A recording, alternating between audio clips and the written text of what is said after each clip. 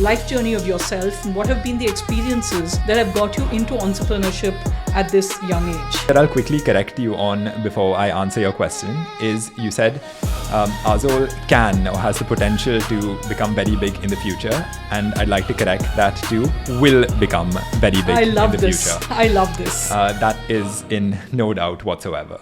Did my college outside the country. I came back and worked as a management consultant in Ideation, professional women's app, because women is mothers focus.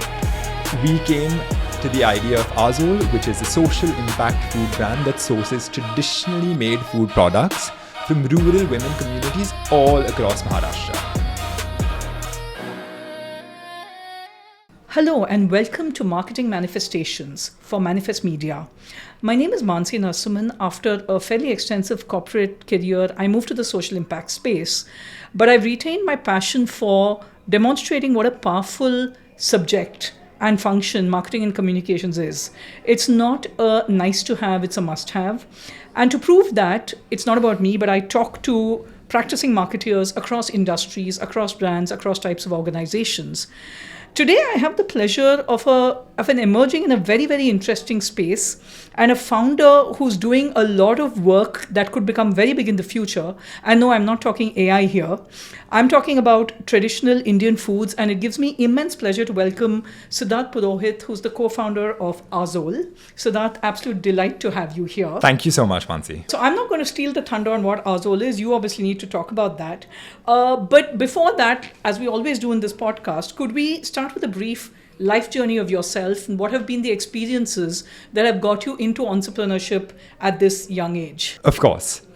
So one thing that I'll quickly correct you on before I answer your question is you said Aazol can or has the potential to become very big in the future, and I'd like to correct that to will become very big in the future. I love this. That is in no doubt whatsoever.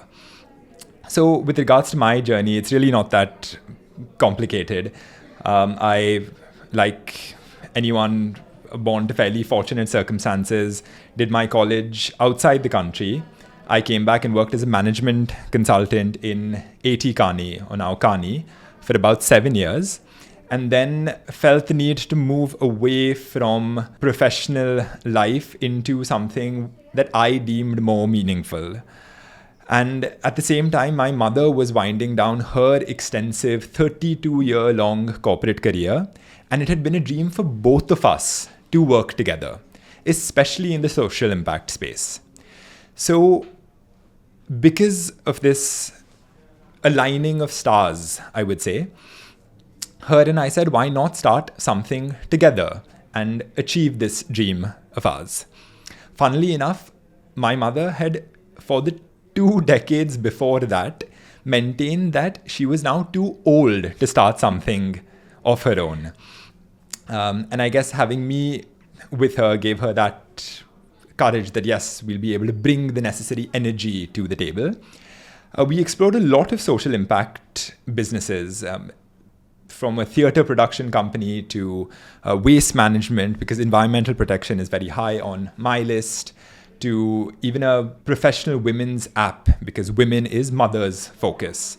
And we came to the idea of Aazol, which is a social impact food brand that sources traditionally made food products from rural women communities all across Maharashtra. And hence we bring employment at source, which is, I think, one of the most significant needs of our country. This is the idea. I'll tell you how we came upon it shortly as well. That had the most legs and ran the fastest in the beginning and has become what it is today. No, absolutely. And I first came upon Aazol obviously as a consumer. I love your thechas, the green and red chili thechas. Great product. And then realized obviously that it was social enterprise and that it was you and your mother. So yes, I mean, as you said, it ticks a lot of boxes. It's employment at source. It's revival or preservation of traditional foods. Absolutely. But how did you kind of go about it? Because ideation is one thing, but Correct. Since the path to success is more execution than ideation, how did you kind of go about setting this up? So Mansi, I would say it started, as it does with so many of us, with discovery. We didn't know these products existed.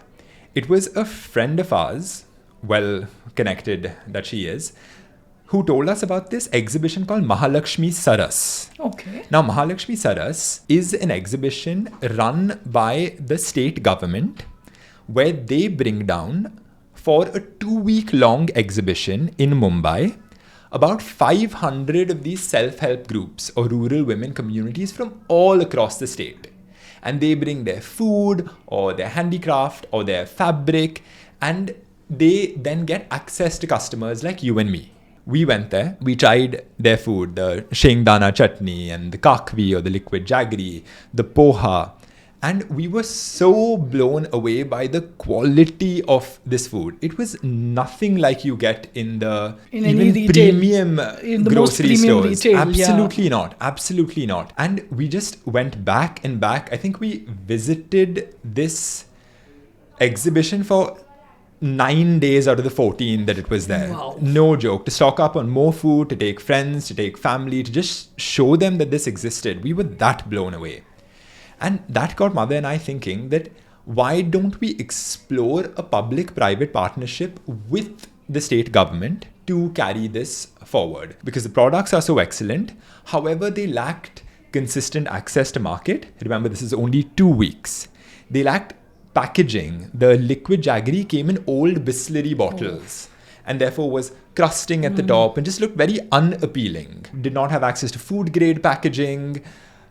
They did not know how to sell or market their wares, all of which I would consider our expertise. Absolutely. Now, for reasons I won't get into, the public-private partnership, nothing came of it. But the idea was so strong that we said, let's still try. Let's go for it. Yeah. So we spent the next 18 months sourcing all of these women self-help groups from across the state. I traveled myself, interestingly, with my driver and my yoga teacher.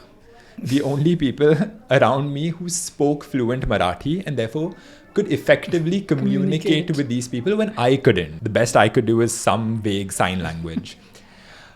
It took us a really long time to find self-help groups, convince them to work with us, because at that point of time, it was a vague idea, and then get the necessary elements in place to be able to launch the brand. Very interesting, and wow, that's a very nice story to hear.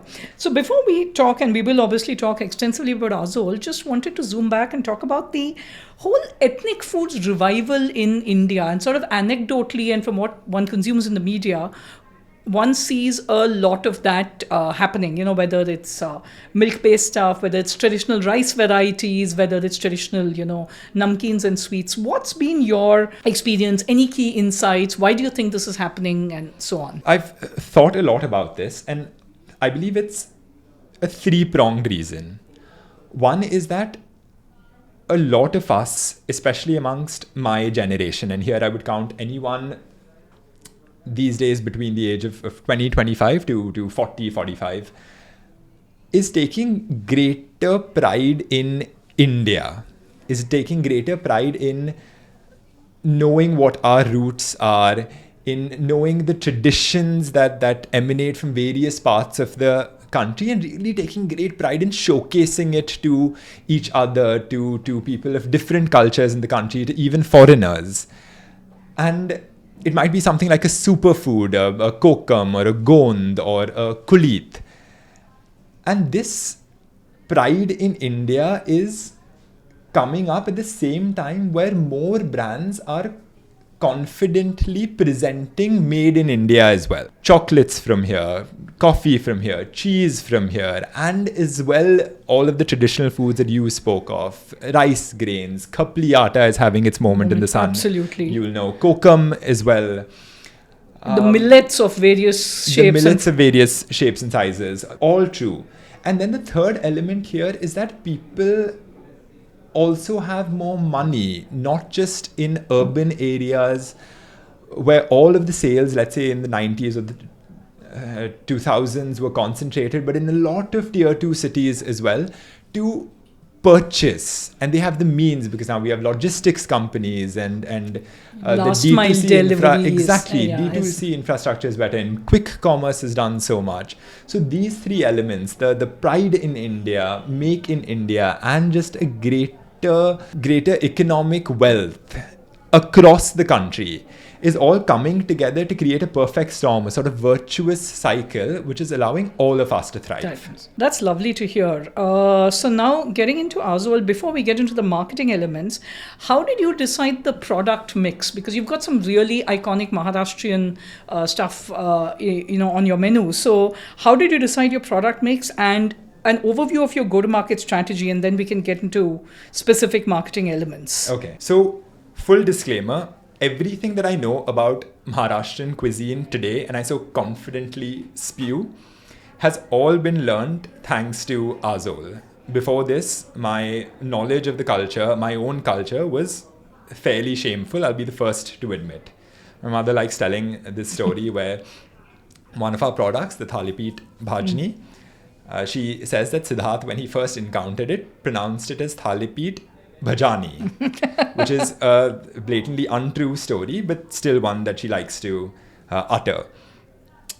When we started off, why I'm telling you this story is because we didn't really have a great deal of knowledge as to the products that existed in various parts of the state, and just how diverse the cuisine was within the state itself.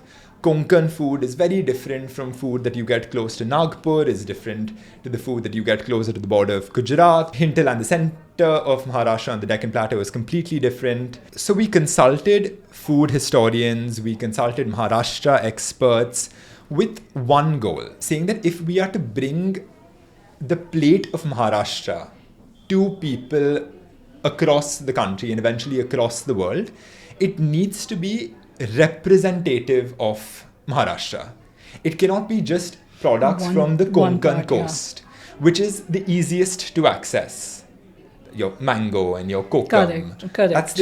That's what the world knows. But you have to go all over Maharashtra. Kolhapur needs to be well represented, Solapur, the Nagpur region, all of this. And that's exactly what we set out to do. So we weren't satisfied launching 3 or 4 or 5 products, which would have definitely been easier in the beginning. No, we set our target at about 30 products. Wow, that's a lot. That's a lot. Sourcing took time, vetting, quality control, convincing 20 self-help groups we started with. All of this took time, but it was essential to do it so that we could bring the entire plate of Maharashtra confidently to everyone's doorstep.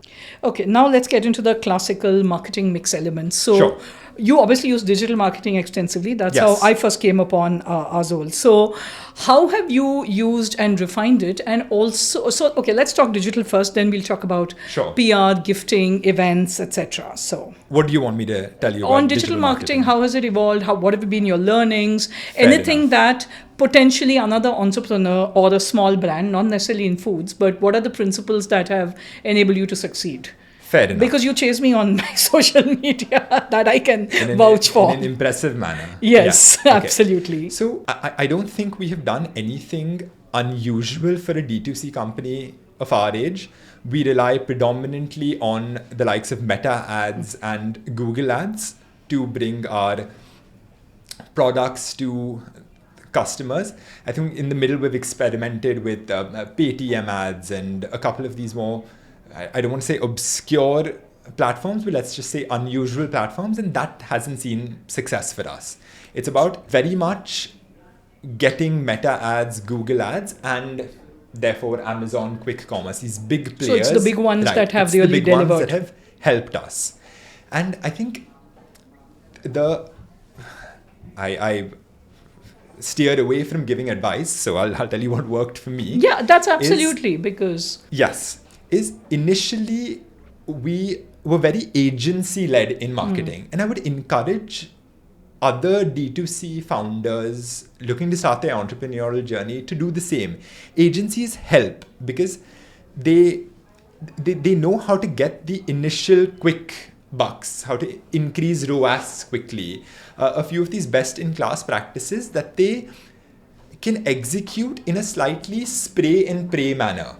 It's not very efficient, focused, or targeted. It's a little more of a blanket approach, but it works to get you that spark Initial. which you need. At the same time, what you should yourself be doing is learning as much from these agencies, looking at your meta ads, your Google ads, what is working, what is not working, thinking about your brand, because you will know your brand better than anyone else. You're still speaking to customers across events or seeing what they say on social media. And sooner rather than later, once you hit a certain threshold, and the threshold differs for everyone, it's important to wrest back control of your platforms from these agencies and then start making it focused and targeted and highly efficient, profitability focused, being okay with the ups and downs.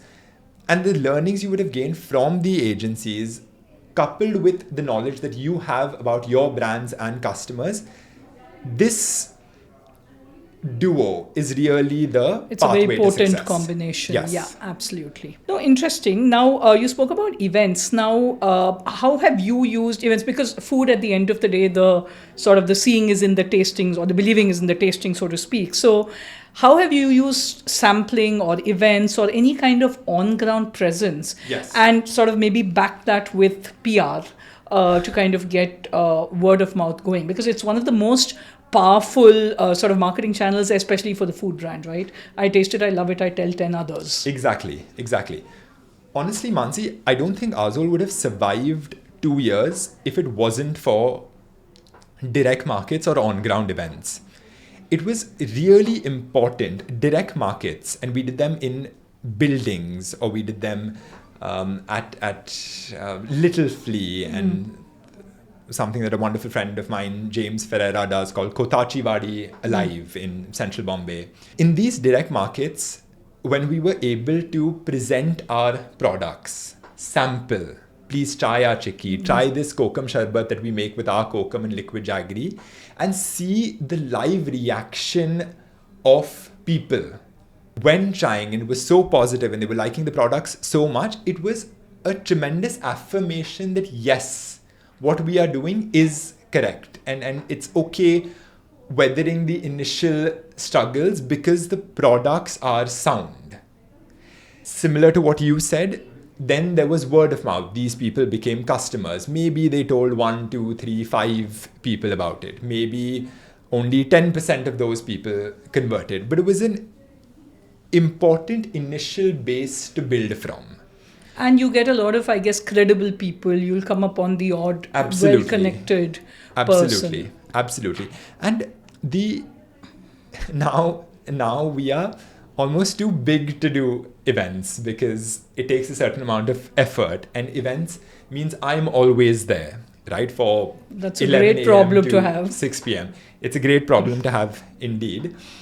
But in the beginning, when we were small, it provided a major boost. Excellent. PR so far we haven't delved in. It is actually a focus for the next 12 months. So if we do this podcast again in maybe a year or two, I'll be much better placed to tell you how PR has worked out for us. The reason that's, and again, great problem to have. So I'm really happy that you've scaled up enough to not want to do events. But the reason I was a little curious about PR is you have two great stories. One's obviously your product, Yes. but the other is your women. By your women, I mean the self-help Correct. groups who Correct. produce. And that's a story that ticks so many boxes. As you said, Correct. employment at source, at scale, aligns with every mission of the Correct. government of India and the government of Maharashtra and so on. So I guess when you do start PR, you have phenomenal, you have phenomenal tools to play with. So. We do. And you're right. The PR element will involve the latter, the women angle, the social impact angle.